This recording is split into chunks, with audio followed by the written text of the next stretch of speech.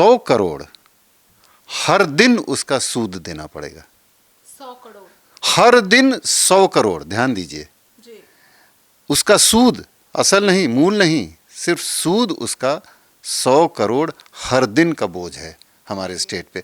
ये वैसा स्टेट जो सबसे गरीब स्टेट है पूरे देश का, धीरे धीरे स्थिति ऐसी होती जा रही है कि हमारे सूद का ही बोझ इतना बढ़ता जा रहा है कि उस सूद को चुकाने के लिए हमको नया कर्ज लेना पड़े। तो नीति क्या, नीतीश कुमार डुबा के चले गए, सारा पैसा खर्च कर दिया, कंटिजेंसी फंड भी दे दिया 10,000 रुपया बांटने में। इनको रेवेन्यू का सोर्स कहाँ है? हम जो शराबबंदी के खिलाफ हमारा अभियान चल रहा है कि इतना बड़ा सोर्स ऑफ रेवेन्यू है और आप बंदी करके कोई फ़ायदा नहीं है समाज को, बल्कि उससे घाटा ही घाटा है। ड्रग सूखा नशा इतना बढ़ गया है, एक पैरेलल इकोनॉमी शुरू हो गई है। आप समझ लीजिए कि पूरा का पूरा एडमिनिस्ट्रेशन उसी में लगा रहता है कि कैसे उसको मैनेज करें, पैसे कमाएं। कोई नीति नहीं है, ये सब जिद थी एक आदमी की, वो चला भी गया छोड़ के। He has left the state in a mess. बस हम तो यही कहेंगे। सम्राट चौधरी की सरकार जो आप कहती हैं वो ये गलत ये है। सरकार तो वो तो दिल्ली के इशारे पे यहाँ बैठे हैं चीफ मिनिस्टर। जिस दिन उनका इशारा आएगा उनको हट जाएंगे, फिर दूसरे कोई आ जाएगा। जैसे लालू एक लीडर थे, उन लालू को दिल्ली से निर्देश नहीं आता था ना, नीतीश कुमार को दिल्ली से निर्देश नहीं आता था। सम्राट चौधरी एक कदम नहीं ले सकते हैं बिना दिल्ली के अप्रूवल के। और ये बड़ा अफसोस है, मजाक है बिहार के साथ कि सम्राट चौधरी ही उनको मिला था चीफ मिनिस्टर बनाने के लिए। नमस्कार, आप देख रहे हैं सिटी पोस्ट लाइव। मैं हूं सृष्टि राज। बिहार में अभी सम्राट चौधरी बिहार के सीएम बन चुके हैं और सम्राट चौधरी ने आज विधानसभा सत्र के दौरान विश्वास मत भी पेश किया। और आपको बता दें कि इसी दौरान अभी बिहार में चर्चा भी चल रही है कि बिहार में 12,000 करोड़ रुपए की जो है वो अब कर्ज ली जा रही है।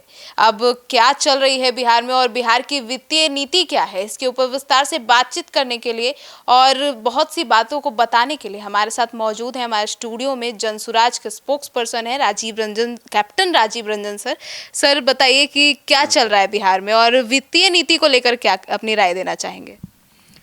मुझको तो कोई नीति नज़र आ नहीं रही है सिवाय इसके कि जो इलेक्शन के पहले हुआ कि पैसे खर्च करो और उससे वोट खरीदो जी। तो इससे इतर तो मुझको कुछ नज़र नहीं आ रहा है सिवाय इसके कि अब आपको बहुत सारे इंफ्रास्ट्रक्चर के सब चीज़ें होती हुई नज़र आएंगी।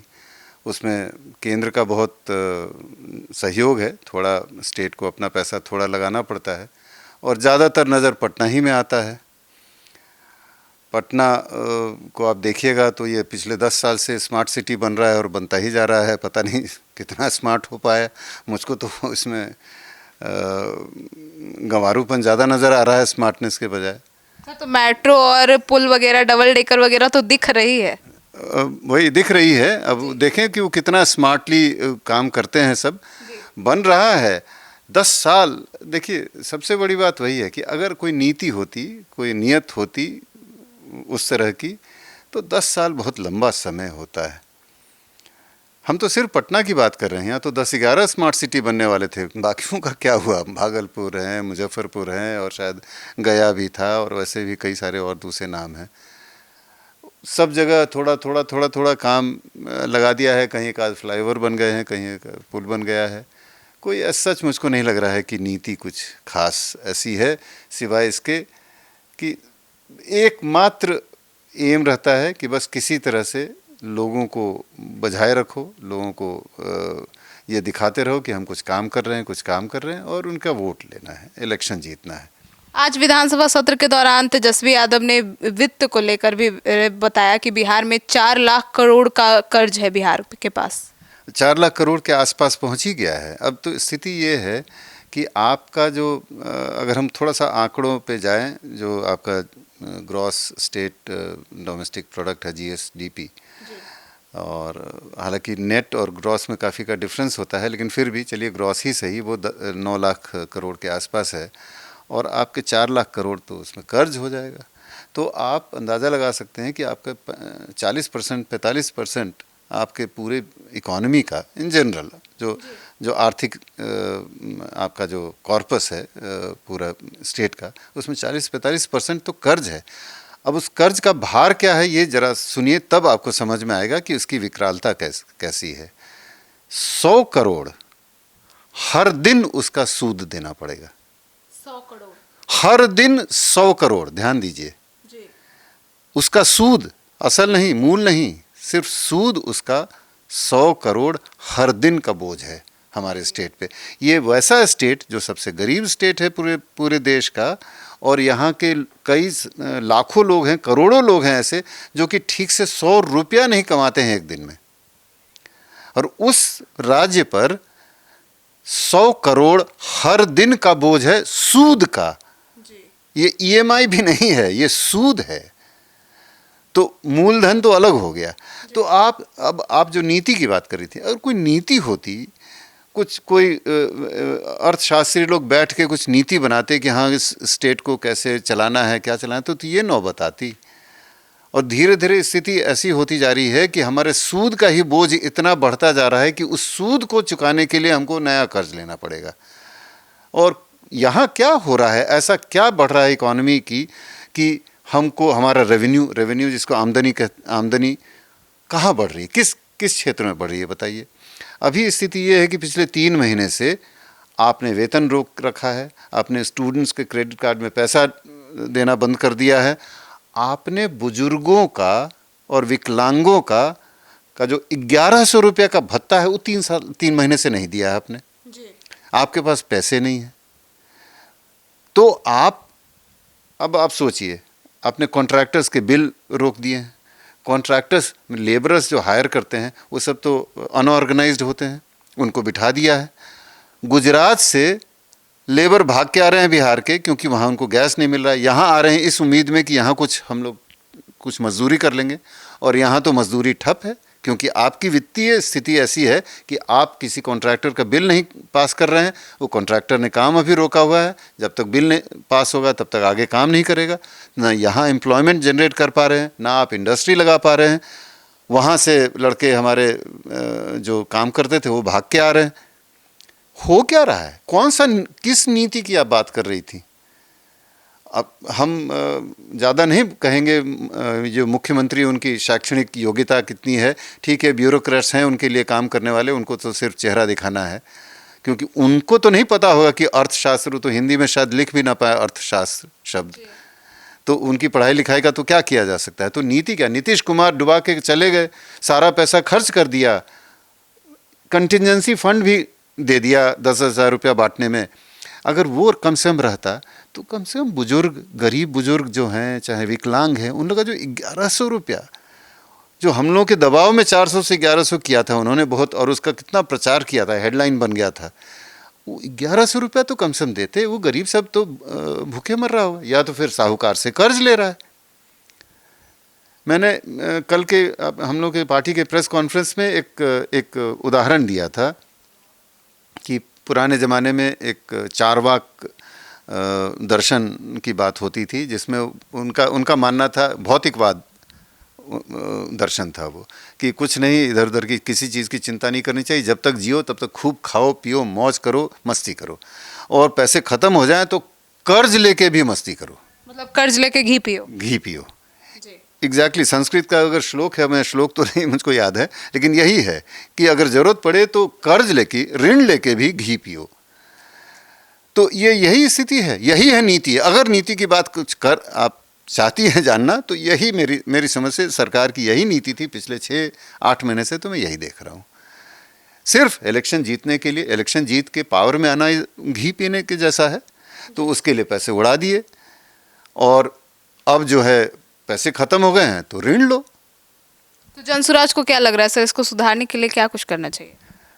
हम जो कर रहे हैं जागरूकता अभियान जो हमारा चल रहा है, हमको जन जन तक बात ये पहुंचानी होगी कि देखिए, आपके एक जेब में पैसा डाला जाता है, दूसरे जेब से पैसा निकाला जाता है। बिजली थोड़ी फ्री की तो शाम को बिजली का दाम बढ़ा दिया। अभी देखिएगा एक्साइज, पेट्रोल डीजल पे एक्साइज भी बढ़ेगा। इनको रेवेन्यू का सोर्स कहाँ है? हम जो शराबबंदी के खिलाफ हमारा अभियान चल रहा है कि इतना बड़ा सोर्स ऑफ रेवेन्यू है और आप बंदी करके कोई फ़ायदा नहीं है समाज को, बल्कि उससे घाटा ही घाटा है। ड्रग सूखा नशा इतना बढ़ गया है, एक पैरेलल इकोनॉमी शुरू हो गई है। आप समझ लीजिए कि पूरा का पूरा एडमिनिस्ट्रेशन उसी में लगा रहता है कि कैसे उसको मैनेज करें, पैसे कमाएं। जिसकी पोस्टिंग जहाँ जहाँ वैसे बॉर्डर डिस्ट्रिक्ट्स में है, वो धुन के पैसा कमा रहा है, शराब की स्मगलिंग हो रही, घर घर अवेलेबल है, जिसको जहाँ चाहिए शराब मिलती है। तो शराबबंदी के नाम पे झूठ मूठ के एक ड्रामा चल रहा है इस पूरे प्रदेश में, ये और कुछ उसका फ़ायदा नहीं है। आप 30-40 हज़ार करोड़ का रेवेन्यू लूज़ कर रहे हैं। सारा पैसा, लोगों का पैसा जो शराब पीते हैं, उन सब का पैसा तो तुरंत बाहर चला जा रहा है। तो एक तरफ आप रेवेन्यू लूज़ कर रहे हैं और कम से कम 10-15-20 हज़ार करोड़ बिहार से बाहर जा रहा है, उसका कोई फ़ायदा भी नहीं हो रहा बिहार को। तो टोटल अगर घाटा देखिएगा तो 40-50 हज़ार करोड़ का है हर साल का। बिहार से पैसे बाहर जाते हैं शराबबंदी को लेके। कोई नीति नहीं है, ये सब जिद थी एक आदमी की, वो चला भी गया छोड़ के। He has left the state in a mess. बस हम तो यही कहेंगे, मेरा बॉटम लाइन यही है कि he left the state in a mess and handed it over to a person जिसको कुछ पता नहीं है। उसको क्या मालूम है कि वो कैसे अर्थव्यवस्था कैसे उसको संचालित की जाए। ब्यूरोक्रेट्स पे डिपेंडेंट है, जो वो लोग कहेंगे वही करेंगे। इनके अच्छे अच्छे विद्वान जो नेता थे, उनको इन्होंने नीचे रखा है, डिप्टी चीफ मिनिस्टर बना के रखा है, और कुछ को तो साइडलाइन ही कर रहे हैं। यही सब हो रहा है। तो जो राजनीतिक स्थिति है वो बहुत अच्छी नहीं है। आर्थिक स्थिति, राजनीतिक स्थिति और उसके चलते जो सामाजिक स्थिति है वो खराब होती जा रही है। हत्या, लूट, बलात्कार, ये सब तो हो ही रहा है। हर दिन देख रही हैं आप लोग न्यूज़ में, मीडिया में, आपको हर दिन न्यूज़ मिलती होगी। जी सर, हम अब बात करते हैं राजनीति के तरफ बढ़ते हैं थोड़ा। तो जनसुराज जो है वो फिलहाल तेज प्रताप और प्रशांत किशोर की जो मुलाकात है वो काफ़ी चर्चा में। तो क्या लग रहा है, क्या खिचड़ी पक रही है सर? बताइए थोड़ा हमें भी। नहीं, खिचड़ी क्या पक रही है ये तो खैर अभी ये सब तो इस पे बात करने उचित नहीं है, क्योंकि ऐसी कुछ बात भी नहीं है। मुलाकात हुई है तो मुलाकात ये कि तेज प्रताप जी आए हैं, वो मिले हैं। अगर उनके इंटेंशंस अच्छे हैं बिहार के प्रति, बिहार के गरीब जनता के प्रति, तो मेल जोल में कोई ऐसा मिलने में वो आके मिलें, डिस्कस करें, राजनीति डिस्कस करें। वो लोग भी राजनीतिक पटल पे रहे हैं कई साल से, आज से तो नहीं है। वो मिनिस्टर भी रहे हैं, तो उनका भी तो काफ़ी अनुभव है। तो उन्होंने कुछ अनुभव साझा किया होगा। कुछ प्रशांत किशोर जी का जो अनुभव है वो एक दूसरे को फ्यूचर में साथ आ सकते हैं। नहीं, अभी ये उस पर कमेंट करना तो उचित नहीं होगा। राजनीति तो वैसे भी संभावनाओं का खेल है, जो क्लीशे है जो लोग बोलते हैं। लेकिन हम लोग जनसुराज को तो आप बहुत साल से फॉलो कर रही हैं। इतनी आसानी से हम लोग अपने सिद्धांतों और इस सब से कॉम्प्रोमाइज़ नहीं कर लेंगे इतनी आसानी से, जब तक कि जो सामने वाला व्यक्ति है वो जनसुराज के जो मौलिक हमारे जो विचार हैं वो उनसे सहमत हो, पूरी तरह से उस तरह से काम करने को तैयार हो, तो फिर सबका स्वागत है। इसमें तो कोई दिक्कत नहीं है। सवाल उठ रहा है सर कि क्योंकि इस वक्त लगातार जो बड़े बड़े लोग हैं वो जनसुराज से दूरी बना रहे हैं। बिहार विधानसभा चुनाव 2025 हारने के बाद कहीं ना कहीं दूरी बना रहे हैं। बहुत से लोग पार्टी छोड़ के जा रहे हैं। अब इसी दौरान तेज प्रताप आ रहे हैं, तो कुछ तो खिचड़ी पक ही रही है। नहीं, बड़े लोग कौन छोड़ के जा रहे हैं? ऐसा तो कुछ नहीं है कि हमारे यहाँ तो कोई बहुत बड़ा लोग था भी नहीं। तो लेकिन चुनाव के बाद आरसीपी सिंह छोड़ के चले गए, जो ये रितेश पांडे थे वो छोड़कर चले गए, और भी बहुत से लोग हैं। हाँ, कुछ 1-2-3 ऐसी है। तो ये होता क्या है कि जब आप पूरी तरह से, जब आपकी इलेक्शन में हार होती है और कुछ लोग सिर्फ पॉलिटिकल मोटिव लेके आते हैं। देखिए, मोटिव 2 तरह के हैं। जैसे मैं बैठा हूँ यहाँ पे, अगर आप मुझसे पूछिएगा कि हम किस लिए जनसुराज ज्वाइन किए, मैडम बैठी हैं सामने, आप देख रही हैं, वो किस लिए ज्वाइन किए हैं, तो हम लोग का मोटिव और कुछ दूसरे लोग जो प्योरली राजनीतिक मोटिव से आते हैं, उनके मोटिव दोनों में डिफरेंस है। तो स्वाभाविक है, अगर उनको अपना कोई राजनीतिक भविष्य नहीं दिखाई पड़ता है किसी एक जगह, लगता है कि नहीं यहाँ तो समय लगेगा, यहाँ बहुत संघर्ष है, स्ट्रगल है, लोग नहीं चाहते हैं कि उतना स्ट्रगल करें, तो छोड़ के चले जाते हैं। तो ठीक है, और गुड विशेस, शुभकामनाएं उनको कि जहाँ भी रहें अच्छा काम करें, बिहार के लिए काम करें, बिहार की व्यवस्था परिवर्तन, अगर उसमें अपना योगदान कुछ कर सकें, गरीबों को कुछ भला हो सके, जहाँ चाहे वो जिस पार्टी में रहें, तो ठीक है, हम लोग अपना काम करते रहेंगे। वो तो प्रशांत किशोर के लिए तो जो बहुत फेमस शेर है वो भी क्लीशे हो गया है कि हम तो अकेले चले थे, जाने लोग मिलते गए और कारवां बनता गया। वैसे ही है, कुछ लोग छोड़ के जाना भी चाहेंगे तो चाहे, जो कुछ लोग जाएंगे, कुछ लोग आएंगे, नए लोग भी आ रहे हैं, तो ऐसे चलता ही रहता है। चलिए अंत में बता दीजिए कि बिहार में सम्राट चौधरी की सरकार को क्या कहना चाहेंगे? क्या कहा जाए उनको, सरकार उनकी सरकार तो है नहीं। ये सम्राट चौधरी की सरकार जो आप कहती हैं वो ये गलत ये है। सरकार तो वो तो दिल्ली के इशारे पे यहाँ बैठे हैं चीफ मिनिस्टर। जिस दिन उनका इशारा आएगा उनको हट जाएंगे, फिर दूसरे कोई आ जाएगा। तो ये सम्राट चौधरी की सरकार थोड़ी है। जो मंत्री परिषद है वो उसके मंत्रिमंडल बनाने के पहले दिल्ली गए। वो कोई don't compare him with Nitish Kumar. ठीक है, हम नीतीश कुमार के कोई बहुत बड़े फैन नहीं है, लेकिन बहुत फर्क है। अभी तो आप बोल रहे थे अपने आप नहीं, वो कुछ भी कहिए तो एक पॉलिटिकल लीडर थे ना। ठीक है, उनकी नीतियाँ खराब हो गई, वो गड़बड़ा गए अपने रास्ते से। पहले जो शुरू किया था वो ठीक था, उसके बाद से वो गड़बड़ाते गए। लेकिन Nitish Kumar was a self made person, तो वो एक लीडर थे बिहार के। अभी रिसेंट में जैसे लालू एक लीडर थे, लालू को दिल्ली से निर्देश नहीं आता था ना, नीतीश कुमार को दिल्ली से निर्देश नहीं आता था। सम्राट चौधरी एक कदम नहीं ले सकते हैं बिना दिल्ली के अप्रूवल के। वो मंत्रिमंडल बनाना है उनको, तो वो गए वहाँ दिल्ली, पहले वहाँ से अप्रूवल लेके आएंगे, शायद लिस्ट भी वहीं से आएगा। आपको विजय सिन्हा जी का स्टेटमेंट तो पता ही है, उन्होंने कहा कि हम तो सिपाही हैं, जो निर्देश आया हमने किया, हमने उनका नाम प्रपोज किया। ये तो बड़ा फेमस अभी स्टेटमेंट था। तो साफ पता चल रहा है कि ये सरकार सम्राट चौधरी की नहीं है, ये एनडीए की सरकार है। एक चीफ मिनिस्टर, उनकी मर्जी से एक आदमी को बैठाया गया है। और ये बड़ा अफसोस है, मजाक है बिहार के साथ कि सम्राट चौधरी ही उनको मिला था चीफ मिनिस्टर बनाने के लिए।